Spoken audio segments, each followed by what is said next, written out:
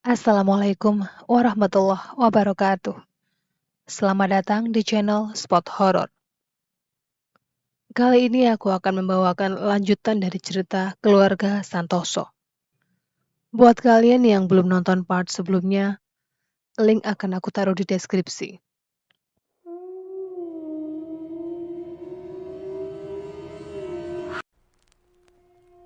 Mbak Urip menutup kedua telinganya. Sudah, tolong, sudah. Hingga suara itu pun berhenti seiring adzan subuh yang mulai terdengar. Nampak lalu lalang aktivitas di rumah sakit sudah terdengar. Segera Mbak Urip membuka pintu dan duduk di kursi depan ruangan perawatan. Dia nampak pucat dan lesu. Sungguh, ini malam yang berat. Untung saja paginya Panggih sudah bisa diperbolehkan pulang. Sesampainya di rumah, ada yang berubah dalam diri Panggih. Dia sekarang pendiam, tak seusil kemarin. Untuk seukuran anak, dia nampak seperti orang dewasa. Kurang lebih 4-5 hari berlalu. Panggih kini sangat rajin mengaji. Terlihat setiap dia yang selalu siap dengan baju kokonya 1 jam sebelumnya, menunggu guru ngajinya di ruang tamu. Panggih mulai ngeyel mengajak ayahnya untuk sholat tepat waktu. Perubahan yang baik memang. Bisa dibilang 180 derajat. Tak seperti dulu yang manja dan agak pemalas.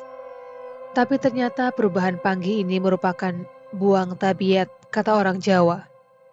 Seseorang akan berubah sikap dan sifatnya ketika menjelang ajalnya. Karena tiba di suatu hari, kala itu sore setelah Panggih mengaji, listrik kebetulan padam. Sementara Panggih masih ada tugas sekolah yang harus dikumpulkan esok hari. Akhirnya Panggih pun mengerjakan PR-nya dengan menggunakan teplok atau lentera. Diletakkanlah 2 lentera di samping meja belajarnya. Panggih pun belajar dengan ditemani ayahnya. Sementara Pak Slamet sedang sibuk menyalakan lampu petromak di halaman belakang. Sampai beberapa saat kemudian, Santoso meninggalkan Panggih untuk merokok di halaman belakang. Sambil melihat Pak Slamet yang terus mengutak-atik lampu petromak itu yang tak kunjung berhasil dinyalakan. Dan tiba-tiba terdengar suara ledakan dengan diiringi suara teriakan Panggih. Santoso dan Pak Slamet yang mendengarnya segera menghampiri ke kamar Panggih. Dan apakah yang terjadi? Di situ kepala Panggih sudah berkobar dengan api. Panggih terus berlari tak berarah di kamarnya sambil berteriak kesakitan. Di sini Santoso langsung mengambil selimut dan menelungupkan ke kepala Panggih. Tapi setelah dibuka, nampaknya api belum juga padam. Dan dari belakang Mbak Urip memeluk Panggih dengan handuk basah. Apinya pun padam. Tapi nampaknya Panggih sudah terluka cukup parah dan segera dilarikan ke rumah sakit. Tapi 2 hari kemudian, Panggih meninggal. Menyusul kakaknya, Ningrum, dan ibunya, Lasmini, setelah sempat kesulitan bernafas karena paru-parunya telah dipenuhi dengan asap, kata dokter. Kejadian itu sangat cepat. Bagaimana caranya lentera yang ada di samping mejanya itu pecah dan mengenai kepala Panggih? Itu pun masih menjadi misteri. Kejadian itu pun semakin meyakinkan Santoso tentang teluh yang kejam ini. Lantas, bagaimanakah kabar Mbah Mangun yang dulu ingin datang lagi ke rumah? Dan ternyata sejak kejadian sore itu, Mbah Mangun sempat sakit. Menurut cerita Pak Slamet, Mbah Mangun sempat bertaruh dengan sosok jin wanita tanpa wajah itu. Sebut saja namanya Samernyowo. Tapi di sini Mbah Mangun menganggap Teluh ini terlalu kuat kalau harus dihadapinya seorang diri. Karena inilah Mbah Mangun tidak menepati janjinya untuk datang di kemudian hari. Kembali ke cerita. Masa berkabung kepergian Panggih masih hangat. Belum sampai 7 hari, di sini Santoso nampak gusar dan marah. Dia sama sekali tidak berkonsentrasi dalam membaca tahlil untuk anaknya. Sampai akhirnya, Santoso terlihat agak berlari menuju belakang rumah. Mbak Urip yang berpapasan di dapur segera memberitahukan itu kepada Pak Slamet. Terlihat Santoso sedang mengobrak-abrik ruang perkakas dan mengambil sabit kemudian berlari lewat samping rumahnya. Pak Slamet mengejar sambil memberitahukan itu kepada warga yang masih berada di rumah selepas tadi acara tahlilan. "Mas Toso ngamuk," begitu kata Pak Slamet. Warga kini berhamburan mengejar Santoso yang ternyata pergi ke rumah Bowo. Untung di situ ada pagar pembatas. Di depan pagar, Santoso berkata, "Keluar kamu. Sudah cukup ya sekarang. Kalau berani, hadapi aku langsung." Warga sama sekali tidak berani mendekat, karena Santoso ini memang sosok yang sangat dihormati di desa itu. Hanya Pak Slamet yang berani mendatanginya perlahan. "Sabar mas, eling," kata Pak Slamet. "Tidak bisa mas." Tapi untungnya Mbah Mangun datang, merangkul dan menenangkan Santoso. Sambil merebut sabitnya dengan perlahan, Mbah Mangun berkata, Sudah, yang sabar. Kita tidak bisa membuktikannya. Bisa-bisa nanti kamu di penjara." Tapi baru saja suasana meredam, Bowo malah keluar dari rumahnya. Dengan mukanya yang pucat, dia berkata, "Ada apa Santoso?" Sontak emosi Santoso kembali memuncak. Namun kini dia berhasil dipegangi oleh para warga. Nampaknya Bowo ketakutan dan terus berkata, "Aku benar-benar tidak tahu." Tapi di ujung pembicaraan, tampaknya Bowo keceplosan dengan berkata, "Kalau aku punya salah, aku minta maaf."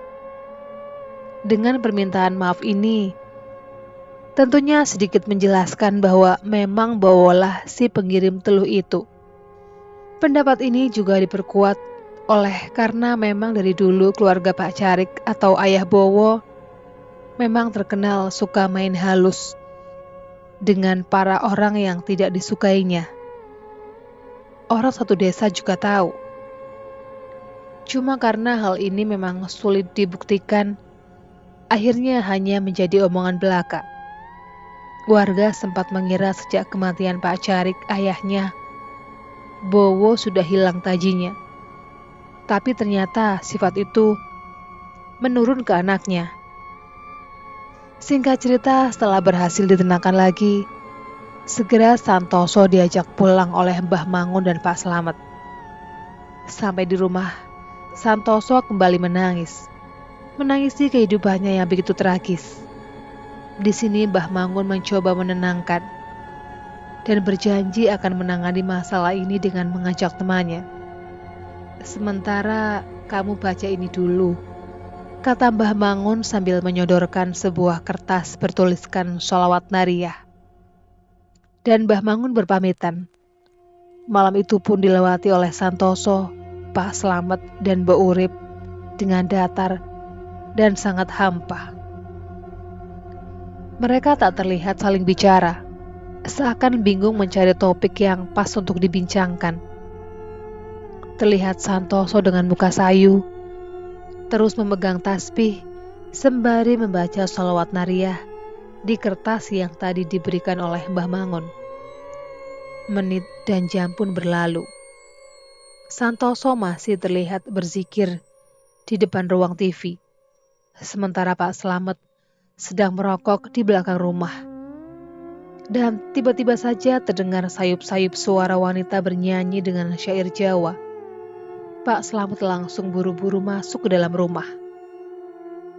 Mbak Urip yang sepertinya juga mendengarnya terlihat berlari kecil dari pavilionnya menuju rumah utama. Segera mereka berdua menemui juraganya yang nampak kaget karena Santoso juga mendengar suara itu.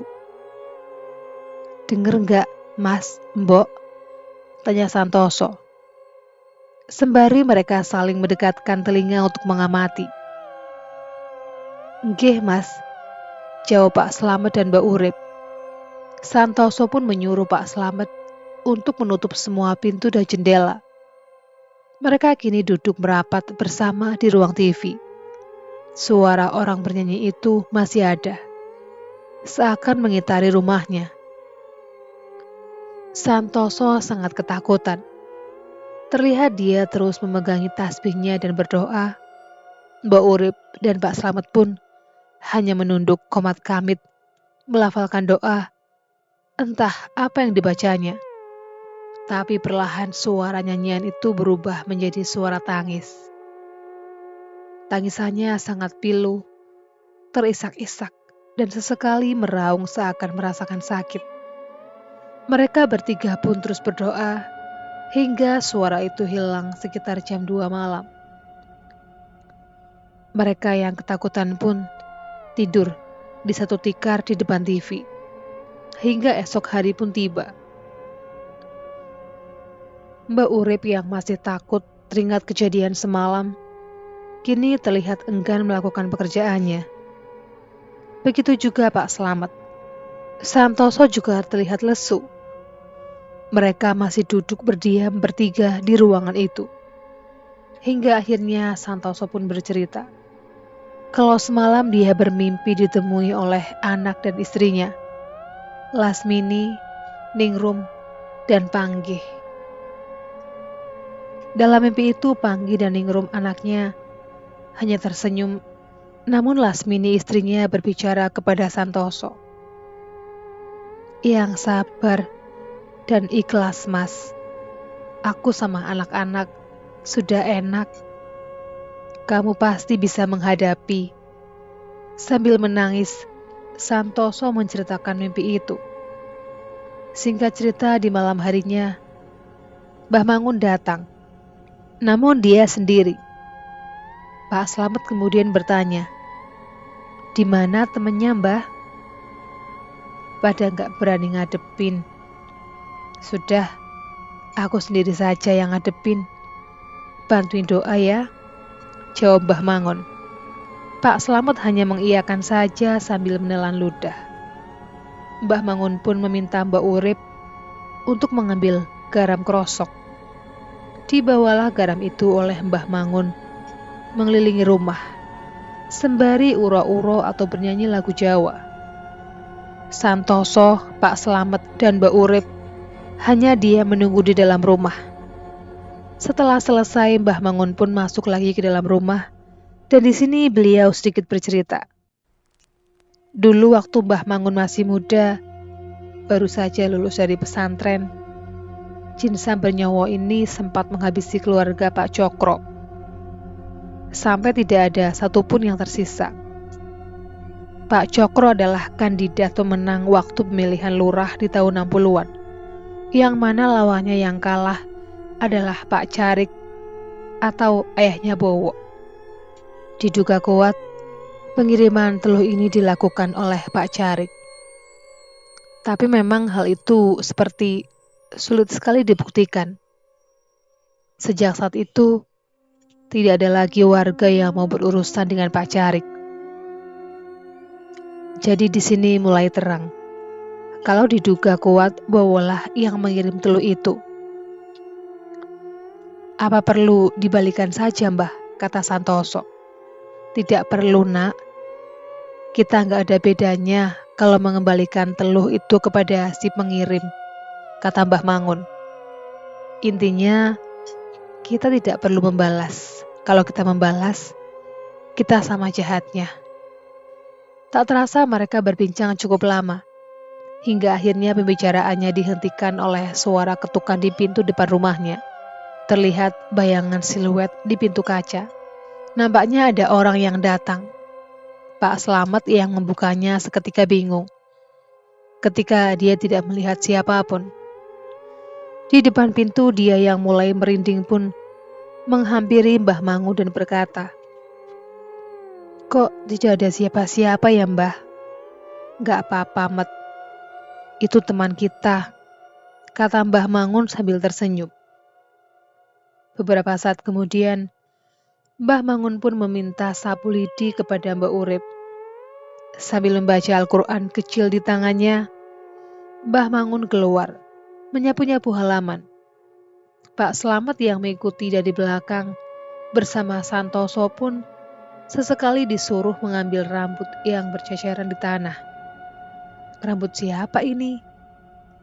Batin mereka berdua sembari mengambilnya dengan sapu tangan. Sampai akhirnya Mbah Mangun berhenti di suatu titik, tepat di bawah rimbunan tanaman sirih. "Ambil pacul sana, Met." Setelah itu Mbah Mangun menyuruh Santoso untuk menggali titik yang sudah ditunjukkan olehnya. Setelah digali cukup dalam sekitar 80 cm, ditemukanlah bungkusan kain kafan yang cukup besar. Baunya sangat busuk. Mbah Mangun segera menyuruh membawa bungkusan itu menuju teras rumah. Dan di sini terlihat Mbah Mangun yang tampak limbung. Hidungnya mengeluarkan darah. Pak Slamet yang melihatnya sempat berkata, "Gak apa-apa kan, Mbah?"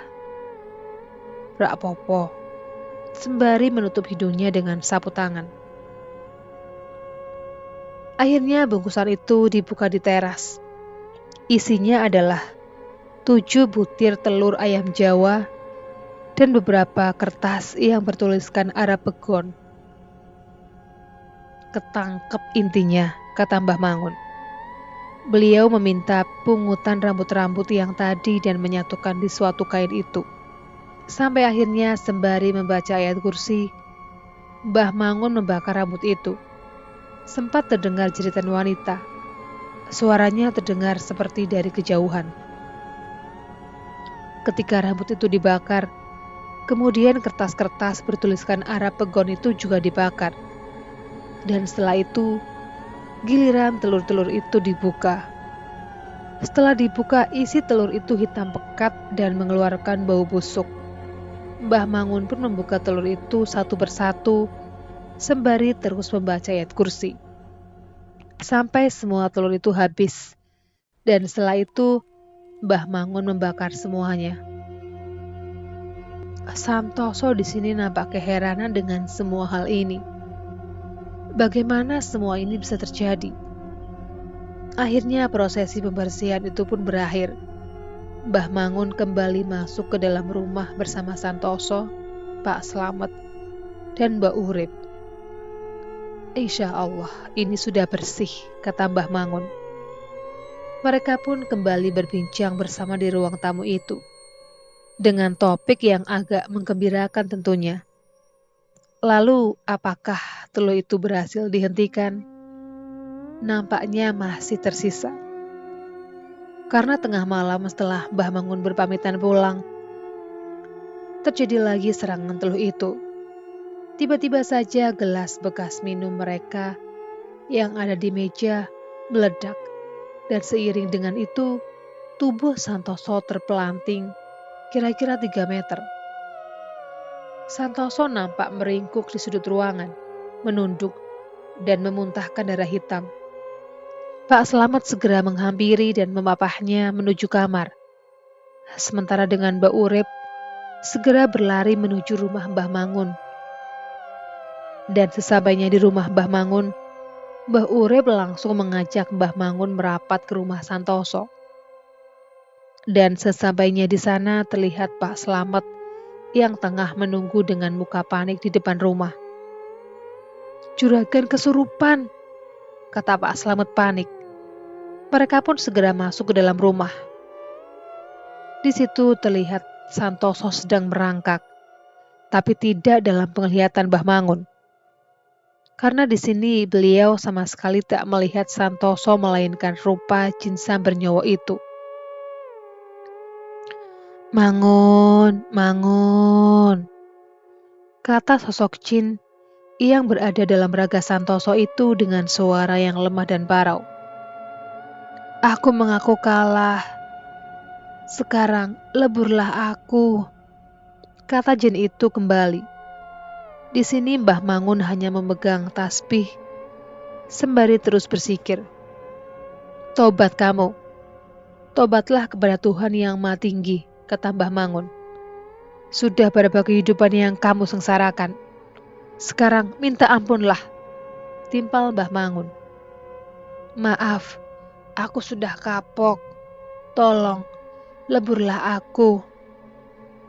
Pak Slamet nampak takut sekaligus heran. Santoso juraganya yang kala itu berusia 45 tahunan itu tampak sangat tua ketika kerasukan. Tampaknya kehebohan di rumah Santoso ini terdengar oleh warga sekitar. Hingga ada beberapa warga yang berdatangan. "Aku mengaku kalah.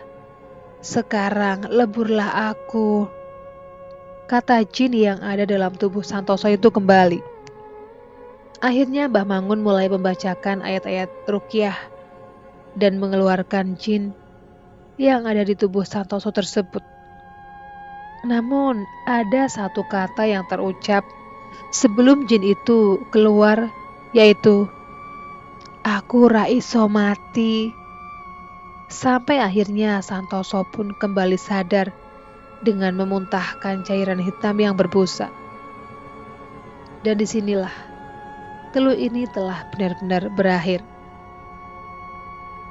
Teluh Jawa ini dahulu dikenal dengan nama teluh Pring Sedapur. Dengan media jin yang dikirim untuk memberikan penyakit dan mempengaruhi pikiran yang dituju. Biasanya tak ada yang berhasil selamat dari teluh ini. Nyatanya kurang dari setahun, keluarga Santoso habis. Namun di sini Santoso berhasil selamat. Demikianlah akhir dari kisah keluarga Santoso, yang akhirnya Santoso berhasil selamat dari teluh Jawa yang sudah menghabisi keluarganya. Sekian dulu video kali ini. Jumpa lagi di video berikutnya. Assalamualaikum warahmatullahi wabarakatuh.